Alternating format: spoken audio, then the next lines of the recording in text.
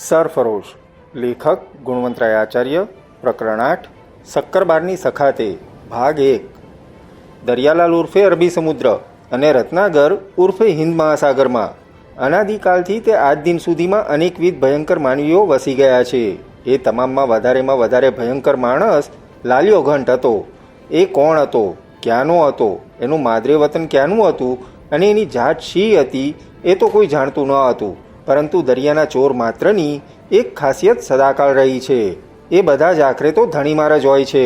તેઓ બીજાને લૂંટતા નથી, બીજાઓ ઉપર જુલમ કરતા નથી એમ તો નથી, પરંતુ એમની કારકિર્દીનું સરવૈયું કાઢો તો એમણે વધારેમાં વધારે લૂંટ પોતાના જાતભાઈઓની જ કરી હોય છે ને વધારેમાં વધારે જુલમ પણ પોતાના જ જાતભાઈઓ ઉપર જ કરેલો દેખાશે. એ ન્યાય લાલિયો ઘંટ કચ્છ, કાઠિયાવાડ કે હાલારનો કોઈકને કોઈક ઠક્કર જાતનો જોવો જોઈતો હતો. એના વિશે આધાર વગરની એવી કલ્પના કથાઓ પણ કહેવાતી. એ તો જે હો તે હો, પરંતુ એક ઘણા જ ભયંકર અને કૃતાંત લૂંટારા તરીકેની એની નામચીની તો સારાએ ઠકરાતમાં જાણીતી હતી. અલબત્ત જ્યારથી શક્કરબારની સખાતો સામેપારની ઠકરાતમાં વહેતી થઈ ત્યારથી તો લાલિયા ઘંટનો પગ આ તરફથી શક્કરબારે કાઢી જ નાખ્યો હતો. એકવાર એને શોધીને શક્કરબારે એનો તો એવો બોરકૂટો કાઢ્યો હતો કે એ ભયંકર અને નઠોર માણસ પણ પોતાના કરતાંય વધારે વજ્જર હૃદયના માણસનું માપ મેળવી શક્યો હતો. ને એવા ભાઈબંધ દરિયાચોર અમારી તરફ ફરકતા જ બંધ થયા હતા. પણ આવી ધીંગી દરિયાવાટ ઉપરથી એમનો કાંટો કાઢનાર માનવી તરફ એમનો પ્રેમભાવ હતો જ નહીં. ને એ માનવી જો કુદરતની કોઈ અકળકળાએ એમના હાથમાં સપડાય તો એ માનવીના બુરામાં બુરા હાલ કરવાનું એ ન ચૂકે. ને એવા માનવી પાસેથી મારે એના જીગરજાન દુશ્મન એવા શક્કરબારની ભાળ મેળવવા જવાનું હતું. શક્કરબારની જિંદગીની કિંમત તો કાચી કોડીની ન ગણાય ને મારી જિંદગીએ કાચી કોડીની કિંમતની ન ગણાય. પણ આ દુનિયા અનેક અકળ લીલાઓથી ભરેલી છે. માણસ જે શોધે એ એને મળતું નથી. માણસ કીર્તિ શોધે છે તો કીર્તિ એને મળતી નથી. સોનું શોધે છે તો સોનું મળતું નથી. ને એટલું જ સાચું પણ એ છે કે મોત શોધે છે ત્યારે મોત પણ મળતું નથી. જિંદગી અને મોત બે માણસના કાબુ બહારની જ વાત છે. એ તો મારો પોતાનો જાત અનુભવ છે. જેના નામની ચિઠ્ઠી ઉતરી હોય છે એને કોઈ બચાવી શકતું નથી, ને જેના નામની ચિઠ્ઠી ઉતરી ન હોય એને કોઈ મારી શકતું નથી. આ આખી દુનિયા જાણે એક જહાજની સફર છે. એમાં જુદા જુદા છડિયાની જુદા જુદા બંદરની કોલ ચિઠ્ઠી છે. દરેક માણસને એના બંદર પહેલાં કોઈ ઉતારતું નથી ને એના બંદર પહેલાં કોઈ આગળ વહી જતું નથી. અનેક સારા માઠા મીઠા કડવા અનુભવોએ આ એક વાત હું બરાબર સમજ્યો છું. મને પોતાને કેટલાક અનુભવો વગડામાં એવા થયા છે. એકવાર એક મદઝરતો હાથી ભારે ખીજમાં આવીને મારી પાછળ પડ્યો. ઝેરીલા હાથીની ખીજ જેવી અદાવત આ જગતમાં ભાગ્યે જ બીજી કોઈ હશે. શેષ જગત ભમી અને ભૂલીને એ તમારી પાછળ જોજનોના જોજન સુધી અથાગ ચાલ્યો જ આવશે. એની ગતિ ધીરી પડશે, એની આંખમાંથી ઝેર ઓછું થશે નહીં. ભલે ને તમારી પાછળ પડવામાં એક આખો દિવસ નીકળી જાય. એ બરાબર છે કે વહેલો કે મોડો પણ તમને એ પહોંચવાનો જ છે. ને એની અસાધારણ તાકાત તમારા ગમે એવા આશરાને પણ પલવારમાં ચૂથી નાખી શકે છે. આવો એક માતંગ મારી પાછળ પડ્યો હતો. ને વગડામાં જ્યારે ગાંડો હાથી તમારી પાછળ પડે ત્યારે ભાગવામાં બહાદુરી છે. ગાંડા હાથી સામેથી ભાગતા પણ નેવના પાણી મોભે ચડે છે. આમ કલાકોના કલાકો સુધી ભાગતા ભાગતા આખરે મને એક પર્વતની ગુફા મળી ગઈ ને હું એમાં પેસી ગયો.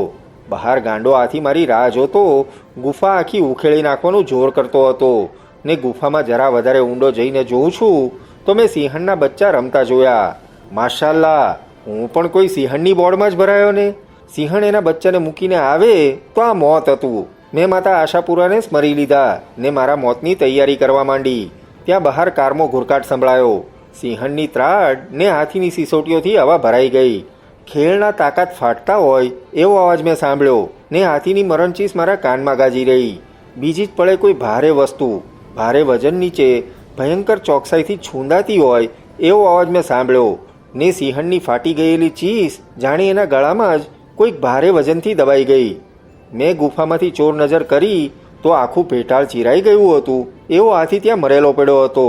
ને હાથીના પગ નીચે છૂંદાઈને રોટલો થઈ ગયેલી સિંહણનું કલેવર અંગે અંગમાંથી છૂંદાઈને માંસને લોહીના પિંડ જેવું પડ્યું હતું.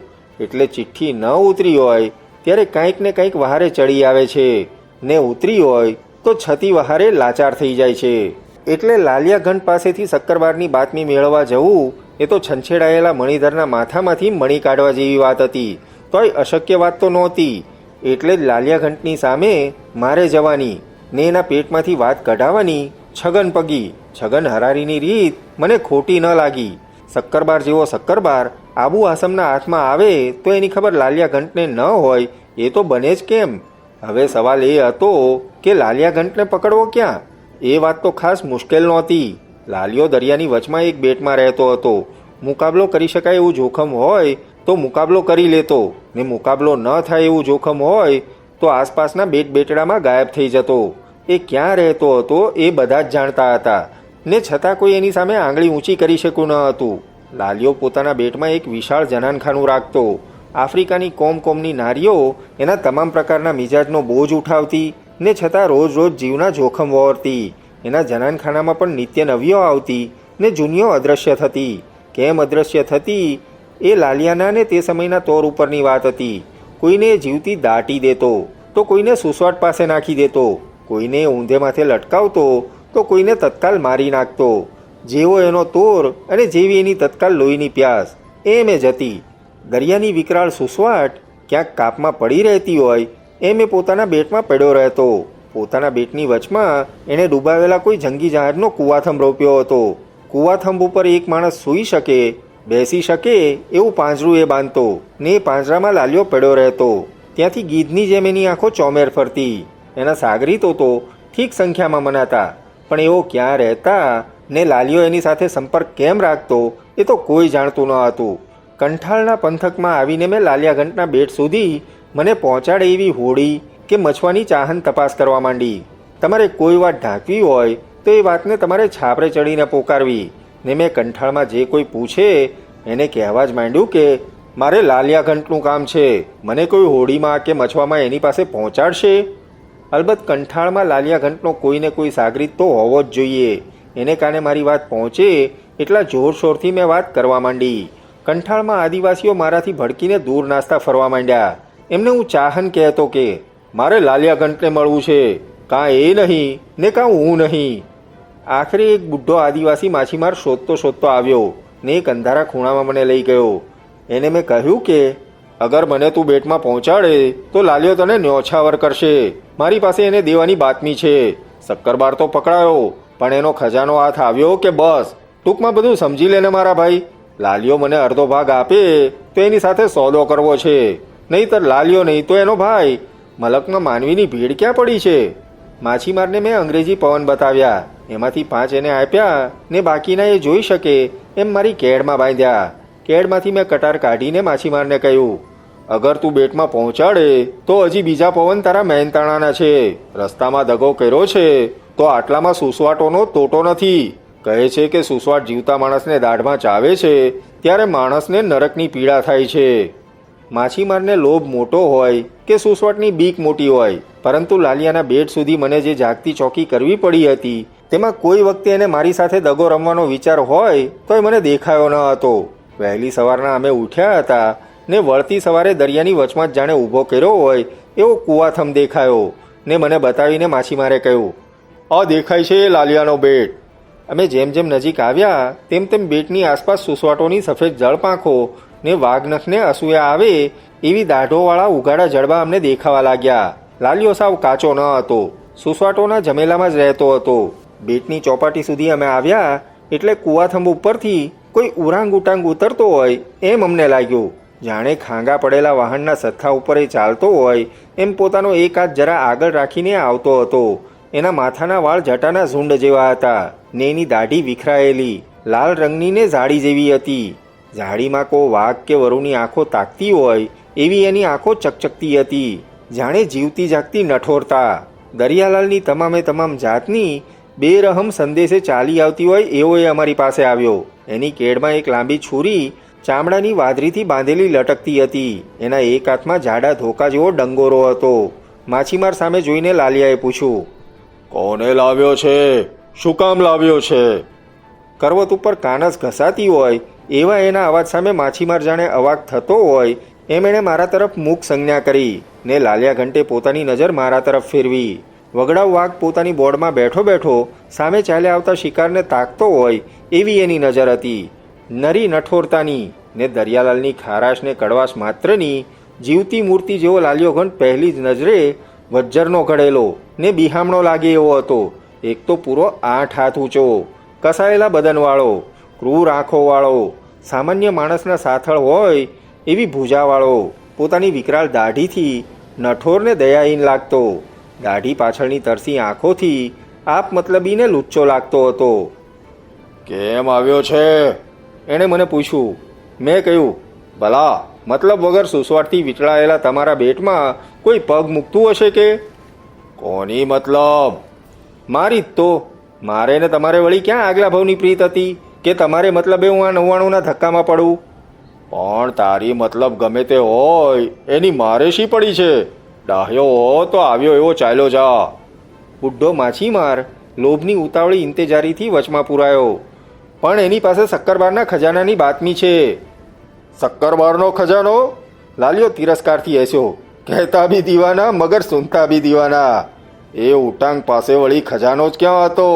એને ચાચિયાગીરી કરતા જ ક્યાં આવડી હતી? બેપરવાહીથી મેં કહ્યું, તો ભલે, મારે તો તેરે માંગણ બહોત તો મેરે ભૂપ અનેક. તમે નહીં તો તમારો કોઈક ભાઈ. આબુ આસમ છે, ફિરંગી આલમેડા છે, અંગ્રેજી ઇંગ્લાન્ડી છે, અરે બાપલા દરિયાલાલ તો સાગર પેટા છે. એમાં ભૂપના ક્યાં તોટા છે? લાલિયો ગીત જેવી આંખે મને અનિમેષ તાકી રહ્યો.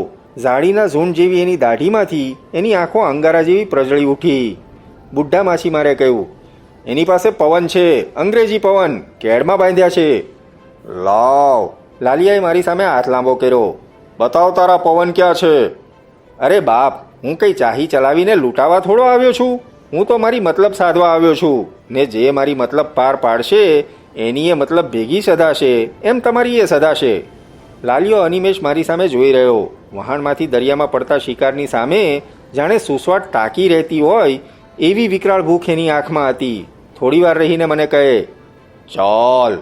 એ આગળ, હું વચમાં ને પાછળ બુઢો માછીમાર, એમ અમે ચાલ્યા.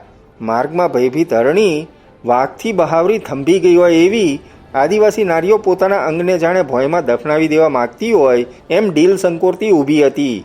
એમાંથી કોઈની સામે નજર કર્યા સિવાય લાલિયો આગળ ને આગળ ચાલ્યો. લાલિયાના બેટના પાછળના ભાગમાં ઊંચી કરાડોની નીચે દરિયાકાંઠા ઉપર પરવાળાના ખડકોની પરંપરા હતી. સાગર રાક્ષસી દાઢો વકાસીને શિકારની રાહ જોતો હોય એવી પરવાળાની કાંધી ઉપરથી આગળ ચાલતા એક મોટી ગુફા જેવું આવ્યું. પરવાળાની ગુફાએ પણ એક અજાયબ કુદરતી મહેલ બાંધ્યો હોય એવી એ વિશાળ ગુફા હતી. પરવાળાના થાંભલા, પરવાળાની છત, પરવાળાની ભોંય, જાણે શાહોના શાહ દરિયાલાલનું આ આરામઘર હોય એવી. આ ગુફાની વચમાં 15 નાના મોટા લાલિયાઓના નમૂના જેવા માણસો બેઠા હતા. એમની પાસે શરાબના પીપ પડ્યા હતા. ગુફાને એક છેડે મોટો ભઠ્ઠો જલતો હતો, પરવાળાની ગુફાની હિમ જેવી ઠંડીના વારણ તરીકે. ને પ્રચંડ ભઠ્ઠા ઉપર એક આખો બકરો શેકાતો હતો. આ 15 જેટલા માનવીઓ અંદર અંદર ઝઘડતા, વળી પાછો મેળ સાધતા, વચમાં શરાબનો સ્વાદ લેતા લેતા કોઈક જાતનો જુગાર ખેલતા હતા. લાલિયાને જોઈને એમની રમત એમણે થંભાવી. લાલિયાએ કહ્યું, આ માણસ કંઠારમાંથી આવ્યો છે, ઠક્કર જેવો લાગે છે, ને એને એક વાત કરવાની છે, આપણે સાંભળીએ તો ખરા. મધરાતે મશાનની કો ભૂતાવળમાં ભૂલો પડ્યો હોવ એવી ચાંચિયાઓની આ જમાત સામે હું ઊભો રહ્યો. મારી પાસે શક્કરબારના ખજાનાની બાતમી છે, જગા હું બતાવું, કબજો તમારે લેવો ને મને અડધો ભાગ આપવો. લાલિયાએ ચાંચિયાઓ સામે જોયું, એના સાગરીતોએ એની સામે જોયું, ને પછી એના કંઠમાંથી અટાસ્ય નીકળી પડ્યું. થોડી વાર પછી લાલિયાના સાગરીતોમાંથી એક બોલી ઉઠ્યો, અરે વાહ ભાઈ, જગ્યા બતાવે, બીજું બધું આપણે કરવાનું. ભાઈ એકલા ને આપણે આટલા બધા, ને ભાઈને જોઈએ અડધો ભાગ. અડધો ભાગ આપવાને કોણ નવરું બેઠું છે? એની પાસે બાતમી હોય તો આપણને કઢાવતા ક્યાં નથી આવડતી? એ અખતરો કરવો હોય તો કરી જુઓ. હું વગર વિચારે તો વાઘના જડબામાં પેઠો નહીં હોઉં ને. ભાગની વાત તો ભાગ ટાણે, અત્યારે બાતમી તો સાંભળો. બીજાએ હળવેથી સૂચના કરી. સ્થળની બાતમી મારી પાસે છે, એ હું પછી તમને આપું, પહેલાં આટલું કરો. યાદ આવ્યું, બરાબર યાદ આવ્યું. લાલિયાના સાગરીતોમાંથી એક જણ એકદમ ઊભો થઈને બૂમ પાડી ઉઠ્યો, યાદ આવ્યું, આ તો આથમણો રકાબ છે. આથમણો રકાબ? લાલિયાએ મારી સામે આંખ માંડી, તાક માંડી. હા, મને પૂછો ને. એ માણસ ઊભો થઈ ગયો હતો તે મારી પાસે આગળ આવ્યો. એ આથમણો રકાબ, હું એને ના ઓળખું? મને ન ઓળખ્યો? એ માણસ મારી સામે આવીને ઊભો. હું કરશન પગી. ઓ તારી! બાર દેરાનો બેવફા પગી કરશન. એની દગાબાજીને કારણે એને સામે પારમાંથી અમે કાઢી મૂકેલો. એ અત્યારે અહીં ક્યાંથી ફૂટી નીકળ્યો? લાલિયા ઘંટ સામે જોઈને કરશને કહ્યું, આ કંઈ શક્કરબારના ખજાનાની બાતમી દેવા આવેલો નથી. એ તો શક્કરબારની ભાળ કાઢવા આવેલો એનો સાથી છે. લાલિયાએ કરશનને પૂછ્યું, તું એને બરાબર ઓળખે છે? બોલતો નથી થતી ને? કરશને વાંસા ઉપરથી કેડિયું ઉતાર્યું ને પોતાનો વાંસો લાલિયાને બતાવ્યો. કોઈએ જીવતા ખાલ ઉતારી હોય એમ એના વાંસામાં ચામડીના વળા ને ગાંઠા પડી ગયા હતા. આ ભરોળો જોઈ? કરશને પૂછ્યું. એ ભરોળો આ માણસે મને મીઠાના પાયેલા કોરડાથી મારીને મારી ખાલ ઉતારી એની છે. આકરો ડંક કરશન પગીના અવાજમાં રણક્યો. લાલિયા, મેં મારી નોકરી આજ સુધી બજાવી છે. એના બદલામાં એક ઇનામ મને દે. મને એની ખાલ ઉતારવા દે. લાલિયો થોડીવાર કરશન પગી સામે જોઈ રહ્યો, થોડીવાર મારી સામે જોઈ રહ્યો ને પછી વકરેલા વાઘની લોહી તરસથી બુઢા માછીમાર તરફ ફેર્યો. નમક હરામ કમજાત સાલા, આખરે તો તું અફસાની જાત ઉપર જ ગયો ને? લાંચ લઈને એને તું અહીં દોરી આવ્યો? અચાનક આરોપથી ભડકી ઉઠેલો માછીમાર કંઈ બોલે એ પહેલાં લાલિયાએ બુઢાને કમરમાંથી પકડ્યો ને પકડીને ઘા કર્યો ધીકતા ભઠ્ઠામાં. એક કારમી ચીસ એ ગુફામાં ભયંકર ગુંજારાવ કરી રહી. માછીમાર ભઠ્ઠામાંથી ચીસો પાડતો, હાથે પગે ભાખોડિયા ભરતો બહાર નીકળ્યો. જોરથી 2 ફલાંગ ભરીને લાલિયો ભઠ્ઠી પાસે ગયો ને પગની લાત મારીને માછીમારને પાછો ભઠ્ઠામાં મોકલ્યો. બુઢા માછીમારની ચીસોની પરંપરાથી એ ગુફા આખીએ જાણે હિપકી ઉઠી. નરમાસ બળવાની આકરી બદબો ગુફામાં કોઈ ઝેરી હવાની જેમ પ્રસરી રહી. કાળ ભૈરવશાહ લાલિયાએ એક ભાલો લીધો ને હજી એ ચીસો પાડીને ભઠ્ઠામાંથી નીકળવા મથતા માછીમારની છાતીમાં ભાલો પોરવી દઈને એને ભઠ્ઠામાં જડી દીધો. 15 માણસ સ્તબ્ધ બનીને ઊભો રહ્યું. ભયંકર ને પથ્થરના કાળજાવાળા લાલિયાના જનૂન સામે કોઈ કરતાં કોઈએ હરફ સરકો કાઢવાની આમ ભીડી નહીં, ભીડી શકાય નહીં. હવે મારે ને મોતને 4 આંગળ પણ દૂર નહોતું. એ બુઢા માછીમારને ભઠ્ઠામાં જડી દઈને લાલિયો મારી સામે ફેર્યો. આથમણો રકાબ, શક્કરબારની સખાતે આવ્યો છે ને ભઠ્ઠામાં ખોરવાઈને હિંગળો રંગનો બનેલો ભાલાનો ફણો એણે મારી સામે ઉગામ્યો. સાપ જેટલી ચપળતાથી ડંખ મારે એટલી ચપળતાથી ઉગામેલા ભાલાની નીચે હું સરક્યો. લાલિયાને કંઈ ગમ પડે એ પહેલાં એના પેટમાં મેં મારું માથું માર્યું. જય અંબે ની મારી રણહાક પરવાળાની એ ગુફામાં ભૈરવનાથ જેવી રણકી ઉઠી. હું સીધો જ અદ્ધર કૂદ્યો ને વગડામાં ચાલી જતી બહુ ઉપર આબમાંથી પડતી સમળી જેમ પંજો મારે એમ મેં મારા જમણા પગની લાત લાલિયાના નાક ઉપર ફટકારી. પૂનમનો ચાંદો હોય એવું લાલિયાનું મોઢું થઈ રહ્યું ને પથરો જેમ ઉડીને પડે એમ લાલિયો ઉડીને ભઠ્ઠામાં જઈ પડ્યો. 4 માણસોએ નર્યા અચરજની બૂમ પાડીને લાલિયાને એના સળગતા કપડાં સાથે બહાર કાઢ્યો. લાલિયાની પીઠને વાંસોને કેડ પ્રચંડ ભઠ્ઠાની આગમાં દાઝી ગયા હતા. એના કપડાં સળગી ઉઠ્યા હતા. લાલિયો કાળી ચીસો પાડતો વેદનાથી આંધળો ભીત બનેલો પરવાળાની ગુફામાં આમ તેમ દોડવા લાગ્યો. જાણે ભઠ્ઠામાંથી થાંભલો ઉડીને આમ તેમ દોડવા લાગ્યો. એક માણસે શરાબનું પીપ આખું એના અંગ ઉપર ઠાલવ્યું ને મીઠી ઝેરી હવા એ ગુફામાં ઉભરાઈ ગઈ. લાલિયાના કપડાં બુઝાવાને બદલે વધારે સળગવા માંડ્યા. દરિયાના ઘૂમનારાને મોટામાં મોટો ભય આગનો. બહોળા પાણી વચ્ચે ખોબા જેવડા જહાજમાં વસનારાને આગ સામે એકે ઉપાય જ ન સૂજે. ને ક્ષણભર હદચેતન બનેલો કરશન પગી કંઈ બોલે એ પહેલાં 4 માણસોએ પાણીના વાસણો લાલિયાના અંગ ઉપર ઠાલવવા માંડ્યા. બેભાન લાલિયો વેદનાના ઉંકારા કરતો જમીન ઉપર ઢળી પડ્યો. જાણે આગમાંથી ભરખાયેલું કોઈ તોતિંગ ઝાડ નીચે પડ્યું. ચાલો, બીજું તો થાય એ ખરું. મોત આવવાનું હશે તો આવ્યા વગર રહેવાનું નથી. પણ લાલિયાની વાત તો પૂરી થઈ. આ માણસોએ આગ ઠારવાને પાણી વાપર્યું હતું ને એમને ખબર ન હોય તો હવે પડશે કે એમની એ કારીગરીએ લાલિયા ઉપર તો ચિઠ્ઠી ઉતારી દીધી હતી. આ દરમિયાન બાકીના માણસો મારી સામે તાકીને ઊભા રહી ગયા હતા. એમના હાથ એમના છરા ઉપર હતા. એમની આંખમાં ખૂન હતું. એમના હૈયામાં મારું મોત હતું. પરવાળાના ખડકની દિવાલ સરસો લપાઈને હું એમની સામે જોઈ રહ્યો હતો. મને ખબર તો નહોતી ને આજ પણ નથી. મને પણ ઉમેદ તો હતી જ કે મારા હૈયામાં જે ભય ધૂંધવાઈ રહ્યો હતો તે મારા મોઢા ઉપર દેખાતો નહીં હોય. ખરેખર અભય ન હોય તો અભયનો બુરખો ઘણીવાર ખૂબ યારી આપનારો બને છે. એક માણસે પોતાની છુરી છુટ્ટી મારા ઉપર ફેંકી. મેં મારું અંગ સંકોરી લીધું ને દિવાલ સાથે છુરી રણકાર સાથે અફળાઈ કે સાથોસાથ મારો હાથ એને દિવાલ સરખી દાબી રહ્યો. બીજી ક્ષણે પડઘો પાછો ફરતો હોય એમે છુરી મારા હાથમાંથી વીજળીના લીસોટા જેવી છૂટી ને છુરી ફેંકનારની છાતીના ડાબા ભાગમાં મૂઠ સુધી ખૂંચી ગઈ. નર્યા અચરજ સિવાય બીજા કોઈ ભાવને એનો ચહેરો સંઘરી શકે એ પહેલાં તો લોહીની ઉલટી કરીને એ નીચે પડ્યો. એની તો ચિઠ્ઠી બરાબર ઉતરી ગઈ. હવે શું થાય છે એની રાહ જોતો હું ઊભો હતો ત્યાં જ ઊભો રહ્યો. મારા હૈયામાં આ સ્થાન છોડીને ભાગવાની કારમી ભૂખ હતી, પરંતુ મારા પગ હતા ત્યાં સ્થિર હતા. ચારે કોર દરિયાચોરોથી વસાયેલા ને ઘેરાયેલા આ બેટમાંથી મારો ઉગાર થવાનો નિર્માયો હશે તો એ મારી દોડધામથી નહીં પણ મારી સ્થિર બુદ્ધિની ચપળતાથી જ થવાનો હતો. ચારે કોર ભયથી વીંટળાયેલો વનભોમિયો એક વાત સમજે છે કે ભયના કાળમાં વધારે સલામત સ્થાન પહેલાં ભયનો ભેટો કરી લેવામાં છે. ભયના ચારે કોર છવાયેલા ચક્રમાં તમે જ્યાં હો ત્યાં જ સ્થિર થઈને ઊભા રહો. એ જ વધારે સલામત સ્થાન છે. એટલે હું જ્યાં હતો ત્યાં દિવાલ સાથે લપાઈને જ ઊભો રહ્યો ને ક્ષણભર ત્યાં કિંગ કર્તવ્ય મૂર્તા છાઈ રહી.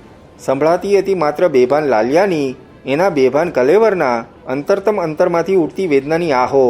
દૂર દૂરથી હવામાં ચડાઈને જાણે કો ઘવાયેલા ચિત્તાની આહો સંભળાતી હોય એવી લાલિયાની આ પરવાળાની ગુફાની ગુલાબી દિવાલોને જાણે લોહીના લાલ રંગે રંગી રહી. એક ક્ષણની વ્યવસ્થા પછી શેષ દરિયાચોરોએ મારા ઉપર ત્રણેય બાજુથી એક સામટો ધસારો કરવાની જાણે તજવીજ કરી. પોતાના મરેલા સાથીને પોતાના પગવતી હડસેલીને એવા કારમાં કમોત ઉપર એક પળ પણ અફસોસ કે દિલસોજી વિતાવ્યા વગર કોઈક એવા શબને ઓળંગીને તો કોઈક એના શબ ઉપર ઠોકર ખાઈને પણ એકમાત્ર મારા ખૂનની પ્યાસ સિવાય શેષ સર્વ ભૂલીને મારા તરફ આગળ વધવા લાગ્યા. પ્રચંડ ભઠ્ઠામાંથી ઉઠેલી લાલ જ્વાળાનો લોહી ઝરતો પ્રકાશ એમની છુરીઓમાંથી ખૂની તેજથી નીકળી રહ્યો. વરુઓનું ટોળું જાણે કાળિયાર ઉપર પડવા જતું હતું, પરંતુ જે કાળિયાનો શિકાર કરવાને આ દરિયાવરુઓ ખૂનની પ્યાસી આંખથી આગળ વધતા હતા તેઓ હજી કાળિયારની બધી કરામત જાણતા ન હતા. આખી એ જિંદગીમાં ધીંગાણાનો એમનો અનુભવ મધદરિયે તાબે કરેલા ને પોતાના કડાથી ભીડાયેલા જહાજ ઉપર ચડવાનો હતો ને ટોળાબંધ નઠોરતા ને કરપીણતાના એ કરવૈયાઓને હજી એકલ વિહારી આથમણાનો ખ્યાલ નહોતો. સ્થિર આંખે હું એમને આગળ વધતા જોઈ રહ્યો. એમના હુમલા સામે મારા વર્તાવાની એમને ગમે તે આશા રાખી હોય તોય મારા અભય બુરખાની તો આશા જ નહોતી રાખી. જિંદગીભર એમની ટોળાશાહી નઠોરતા સામે થરથરતા માનવી સાથે એમણે કામ પડ્યું હતું. થડકતી છાતી તેઓ જોઈ શકે એમ નહોતું ને સાંભળી શકે એમ નહોતું, પરંતુ સંખ્યાબંધ એમની નઠોરતા સામેનો મારો અભય એમને વિચાર કરતા કરી મૂકવાને પૂરતો હતો. પરંતુ એકબીજા સામે જોતા, એકબીજા ઉપર મારા દીદારની થતી અસર માપતા, છતાં એમનાથી આગળ વધ્યા સિવાય રહેવાયું જ નહીં. 12 કદમ, 10 કદમ, 7 કદમ, 6 કદમ નજીક એઓ અર્ધચંદ્રાકારમાં પોતાની છુરીઓ ચમકાવતા આવ્યા. હું સ્થિર આંખે એમના છેલ્લા ધસારાની રાહ જોતો હતો. 6 કદમ દૂર રહીને જાણે સંચાની પૂતળીઓ હોય એમ એમણે તમામે પોતાના છુરીવાળા હાથ એક સામટા ઉગામ્યા. બધા જ એક સામટા છુરી ફેંકે ને ફેંકીને મારા ઉપર છેલ્લો ધસારો કરીને એમના નર્યા બોધથી મને ચગદી નાખે એ એમની જૂની પુરાણી પ્રણાલી હતી ને હું એની રાહ જોતો હતો. એમના હાથ ઊંચા થયા, તોળાયા. છુરી ફેંકીને છેલ્લો ધસારો કરવાને એમના જમણા પગ ફાળ ભરતા હતા ને જેને વગડામાં સ્વૈરવિહાર કરવો છે એને ગળથૂથીમાંથી આવડવો જોઈએ એવો એક સીધો કૂદકો મેં માર્યો. હવામાં અદ્ધર ગુલાટ મારીને હું એ ટોળાની ઉપર નીકળ્યો ને મારા પગની એક લાત એક માનવીના નાક ઉપર એવી તો પડી કે કુહાડાથી જેમ ઝાડ તૂટી પડે એમ એ તૂટી પડ્યો. એ પડ્યો ને હું નીચે એના પેટ ઉપર પડ્યો. કાગળની કોથળી ફાટતી હોય એમ એના મોઢામાંથી ગળું ફાટી જાય એવી આહ નીકળી. એક આંચકે એના કમજોર હાથમાંથી મેં છુરી ઝૂંટી લીધી. બીજી વાનર ઠેક મારીને હું લાલિયા પાસે પડ્યો ને છુરી ઉગામીને લાલિયાની માથે ચડી બેઠો. એક શબ્દ હું બોલ્યો નહીં. એક શબ્દ મારે બોલવાનો હતો નહીં. મારો ઈરાદો એટલો તો સ્પષ્ટ દેખાતો હતો કે જાણે કોઈ તિલસમથી મંત્રમુગ્ધ બન્યા હોય એમ સૌ જોઈ રહ્યા. હું કેમ હજી જીવતો રહી ગયો ને લાલિયો ને એના બે સાથીઓ મોતને ઉંબરે જઈ કેમ ઊભા રહી ગયા એ જ એમને જાણે સમજાતું ન હતું. થોડી વાર એમને એમ બધા ઊભા રહી ગયા ને પછી કરસન પગી બહાર દોડ્યો. થોડી વારમાં એ લાલિયાના જનાનખાનાને આંકીને અંદર લાવ્યો. એક મોટો કોરડો હાથમાં લઈને એણે આદિવાસી નારીઓના સમુદાયને મારા તરફ ધકેલ્યો. કરસન પગી જાણતો હતો કે હું આથમણો રકાબ નારી ઉપર હાથ નહીં ઉપાડું. કોરડા મારી મારીને કસાઈ જેમ ભેંસના ટોળાને કતલખાના તરફ ધકેલતો હોય એમ એણે એ નારી સમુદાયને કોરડા મારી મારીને મારા તરફ ધકેલવા માંડ્યો. પરવાળાની ગુફા એમની ચીસોને કોરડાના અવાજથી ભૂતાવળ જાગી હોય એવી માણસની જેમ ગાજી ઉઠી. મને આંખે કમકમાટી આવી ને મારા કાન એ કર્કશ અવાજથી ખરેખર ભડકી ગયા. બેભાન આ ભરતા લાલિયા ઉપરથી હું ઊભો થયો. મારી છુરી મેં ફેંકી દીધી. ફટ રે કાયર, મરદના મામલામાં ઓરતને આગળ કરીને મર્દાનગી બતાવે છે. મૂકી દે તારો કોરડો ને મને બાંધી લે. જવા દે એ બિચારીઓને, એમની જિંદગી આખી આથી ભરેલી છે. એમાં મારા કારણે તું ઉમેરો ન કર અને મને પકડી લે. હું કરતી એ જોગણીઓ ગુફામાંથી ભાંગેલું દારૂનું પીપ ઠલવાઈ જાય એમ ઠલવાઈ ગઈ ને લાલિયાના સાગરીતોએ મને બાંધી દીધો. વકરેલા પાંડાને બાંધે એમ મને બાંધીને તેઓએ પહેલાં એક બાજુએ મૂક્યો ને પછી પોતાના ઘવાયેલા સાગરીતોની તપાસ કરી. લાલિયો તો હજી બેભાન હતો ને એના કંઠમાંથી ઊંડા નિશ્વાસ સમી આ નીકળી રહી હતી. એના મોઢા ઉપર, અંગ ઉપર એઓએ શરાબ છાંટ્યો, પાણી છાંટ્યું, પણ લાલિયો હજી ભાનમાં આવતો ન હતો. એને અંગે અંગે અપાર વેદના થતી હોવી જોઈએ એમ લાગતું હતું. એની ઈજાઓ જોવા માટે એમણે લાલિયાને ઊંધો નાખ્યો ને દરેકના મોઢામાંથી ચીસ નીકળી ગઈ. પીઠની આખી ખાલ ઉતરી ગઈ હતી ને નીચેથી હાડકાને માંસ દેખાતા હતા. મોટા મોટા ફરફોલાઓ ઉપડવા માંડ્યા હતા ને એની આખી કાયાનો પાછલો ભાગ પગથી તે માથા સુધી લીલો છમ થઈ ગયો હતો. બીજા સાગરીતની ખોપડી આખી ફાટી ગઈ હતી ને એકનું નાક આખું અંદર ઉતરી ગયું હતું. એના કાનમાંથી, નાકમાંથી પીળા પાણી વહી રહ્યા હતા. એ માણસના તમામ કર્યા કાર્યો તો સદાને માટે ખતમ થઈ ગયા હતા. ત્રીજો સાગરીત હજુ પૂરો ભાનમાં ન આવ્યો હોય એમ માથું ધૂણાવતો હતો ને એના નાકમાંથી લોહી નીકળીને એના કપડાને લાલ રંગતું હતું. આ ગુફામાં અત્યારે 7-7 હકીમો પણ ઓછા પડે એમ હતું ને એમની પાસે એક હકીમ પણ નહોતો. હવે મારું શું કરવું? ઘણા ખરાની સલાહ હતી કે મને એ ભઠ્ઠીમાં શેકી નાખો ને લાલિયાની સાથે સાથ સ્વર્ગ કે નર્ક જ્યાં પણ લાલિયાનું જવાનું નિર્માણ હોય ત્યાં સાથે જ મોકલી આપવો. પરંતુ જાણે વિચાર તંદ્રામાંથી ઝબકીને જાગતો હોય એમ કરશન પગીએ હાથની ઈશારતે સૌને ચૂપ કર્યા. એણે કહ્યું, લાલિયો ભાનમાં આવે ત્યારે આનો ન્યાય એને હાથે જ થવો જોઈએ, નહીતર આપણે સૌએ લાલિયાનો ખોફ વહોરવો રહેશે. પણ લાલિયાને જાગવાના કોઈ એંધાણ દેખાય છે ખરા? મને તો લાગે છે કે એની તો ગોશ પૂરી થઈ, હવે સરગોશ થશે. શાસ્ત્ય લગી હશ ને લાલિયાની સરગોશ થશે તો આથમણો રકાબ હવે ક્યાંય આથમણો થઈ શકશે નહીં. લાલિયાની આવી હાલતમાં પણ એ માણસનો તાપ કેટલો હતો એ મને જોવાને મળ્યું. કોઈ કરતાં કોઈએ કરશન પગી સામે અરબ પણ ન ઉચ્ચાર્યો.